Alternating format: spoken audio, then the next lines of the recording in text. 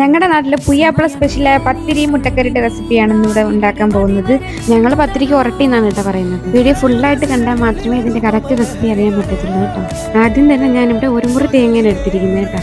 ഒരു പാൻ വെച്ചിട്ട് ചൂടാക്കിയതിന് ശേഷം 5-6 ചെറിയ ഉള്ളിയും പിന്നെ 1/2 ടീസ്പൂൺ മഞ്ഞൾപ്പൊടി, 1/2 ടീസ്പൂൺ മല്ലിപ്പൊടി, 1 ടീസ്പൂൺ മുളക് പൊടി, ദെൻ 1/2 ടീസ്പൂൺ പെരിഞ്ജീരകം, ഒരു 1-2 തണ്ട് കറിവേപ്പിലയും കൂടി ഇട്ട് നമുക്ക് ബ്രൗൺ കളർ ആവുന്നവരെ നമുക്ക് ഇന്ന് വഴറ്റിയെടുക്കാം.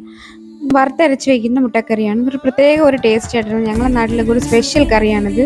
ഇതിൻ്റെ അരിപ്പത്തിരിയും മുട്ടക്കറിയും രണ്ടും നല്ലൊരു കോമ്പിനേഷൻ. നമ്മൾ മീൻകറിക്ക് വറുക്കുന്ന പോലെ അത്രയും ബ്രൗൺ കളറായിട്ട് വറുക്കണ്ട.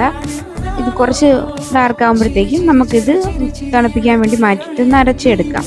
ഇനി ആ സമയം കൊണ്ട് നമുക്കിനി പത്തിരിക്കുള്ള മാവ് റെഡിയാക്കാം. അതിന് വേണ്ടിയിട്ട് 4 കപ്പ് വെള്ളമാണ് ഞാനിവിടെ എടുത്തിരിക്കുന്നത്. അതിലോട്ട് 1 ടീസ്പൂൺ ഉപ്പും കൂടെ ചേർത്ത് നല്ല രീതിയിൽ വെള്ളം വെട്ടി തിളയ്ക്കുമ്പോഴത്തേക്കും നമുക്കിതിലോട്ട് ഒരു 2 കപ്പ് മാവാണ് ഇട്ട് കൊടുത്തിരിക്കുന്നത്. പത്തിരിയുടെ മാവാണ്, പുട്ടിൻ്റെ മാവല്ല. അതും കൂടി ഇട്ട് ഒരു സ്പൂണോ തവിയോ വെച്ചിട്ട് നല്ല മീഡിയം ഫ്ലെയിമിലിട്ടിട്ട് ജസ്റ്റ് ഒന്ന് എല്ലാം മാവും വെള്ളവും കൂടെ ഒന്ന് മിക്സ് ആവുന്നവരെ, വെള്ളം പറ്റുന്നവരെ നല്ലതായിട്ടൊന്ന് ജസ്റ്റ് ഒന്ന് മിക്സ് ചെയ്തിട്ട് നമ്മളത് ഫ്ലെയിം ഓഫ് ചെയ്തിട്ട് കുറച്ച് സമയം മൂടി വെക്കണം. എന്നിട്ട് നമുക്കിനി നമുക്ക് കറിക്ക് വേണ്ടിയിട്ടുള്ള ഞാനിവിടെ അരച്ചെടുത്തുകൊണ്ട് വന്നിട്ടുണ്ട്. ഇനി അതിലോട്ട് വേണ്ടത് നമുക്ക് കുറച്ച് സാധനങ്ങൾ വേണം. ഒരു സവാള കട്ട് ചെയ്തതും 2 തക്കാളിയും 3 പച്ചമുളകും കൂടെ ഞാൻ എടുത്തിട്ടുണ്ട്. അതൊരു പാൻ വെച്ച് ചൂടാക്കിയിട്ട് നമുക്കിത് ജസ്റ്റ് ഒന്ന് വഴറ്റിയെടുക്കാം. കുറച്ച് കറിവേപ്പിലയും കൂടി ഇട്ട് കൊടുത്തിട്ട് ഒരുപാട് അങ്ങ് വഴറ്റിയെടുക്കേണ്ട, അതിന് ടേസ്റ്റ് പോകും. നമ്മളിങ്ങനെ കറി കഴിക്കുമ്പോഴത്തേക്ക് ജസ്റ്റ് ഒന്ന് ആ സവാളൊക്കെ നമുക്കൊന്ന് കടിക്കാൻ കിട്ടണം.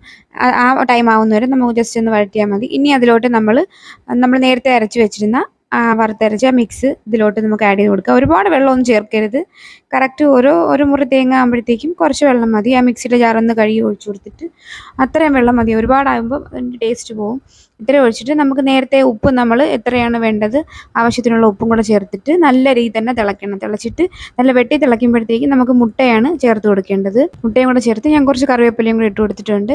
ഇത്രയും മാത്രമേ, നല്ല രീതിയിൽ തന്നെ തിളയ്ക്കണം. എന്നിട്ട് നമുക്ക് ഫ്ലെയിം ഓഫ് ചെയ്തിട്ട് മാറ്റി വയ്ക്കാം. ഇനി നമുക്ക് പത്തിരി നമുക്ക് നന്നായിട്ടൊന്ന് പരത്തിയെടുക്കാം. ഞാനിവിടെ ചപ്പാത്തി പ്രസ്സിലാണ് പത്തിരി പരത്തി എടുത്തിരിക്കുന്നത്. ഇനി നമുക്കത് ചുട്ടെടുക്കാം. നല്ല റൗണ്ട് ഷേപ്പിൽ തന്നെ നമുക്ക് ഷേപ്പ് കിട്ടണമെന്നുണ്ടെങ്കിൽ ഒരു കട്ടറോ എന്തെങ്കിലും ഒരു ടിഫിൻ ബോക്സിൻ്റെ ഒരു മുടി എന്തെങ്കിലും വെച്ചിട്ട് കട്ട് ചെയ്തെടുത്താൽ മതി. ഇപ്പം നല്ല ഷേപ്പിൽ തന്നെ കിട്ടും. എന്നിട്ട് നമുക്കിത് ചുട്ടെടുത്ത് മാറ്റി വയ്ക്കാം. കറി ഞാനിവിടെ റെഡി ആയിട്ടുണ്ട്. നല്ല ടേസ്റ്റി ആയിട്ടുള്ള കറിയാണ്. ഇതെൻ്റെ മമ്മിയുടെ റെസിപ്പിയാണ് കേട്ടോ. നമ്മൾ സാധാരണ കഴിക്കുന്ന കറിയേക്കാളും ഒക്കെ ഡിഫറെൻ്റ് ആയിട്ടുള്ള ഒരു കറിയാണ്. അതും ഈ പത്തിരിക്ക് വേണ്ടി മാത്രമായിട്ടുള്ളൊരു കറിയാണെന്ന് വേണമെങ്കിൽ പറയാം. ഞങ്ങളുടെ നാട്ടിൽ അങ്ങനെയാണ്. അതിൻ്റെ കൂടെ നല്ല കുറുകിയ തേങ്ങാപ്പാലും കൂടെ ആ പത്തിരിയിലോട്ട് ഒഴിച്ചിട്ട് ഈ കറിയും കൂടെ ഒഴിച്ച് കഴിക്കണം. നമ്മൾ കഴിക്കുന്ന അളവറിയാൻ പോലും പറ്റത്തില്ല. കഴിച്ചുകൊണ്ടേ ഇരിക്കാൻ തോന്നുന്നു, അത്രയ്ക്ക് ടേസ്റ്റാണ്. അപ്പോൾ പുയ്യാപ്പിള സ്പെഷ്യൽ ഈ മുട്ടക്കറിയും പത്തിരിയും നിങ്ങളെല്ലാം ട്രൈ ചെയ്ത് നോക്കില്ലേ? മറ്റൊരു വീഡിയോയിലൂടെ വീണ്ടും കാണാം. Tata, bye bye.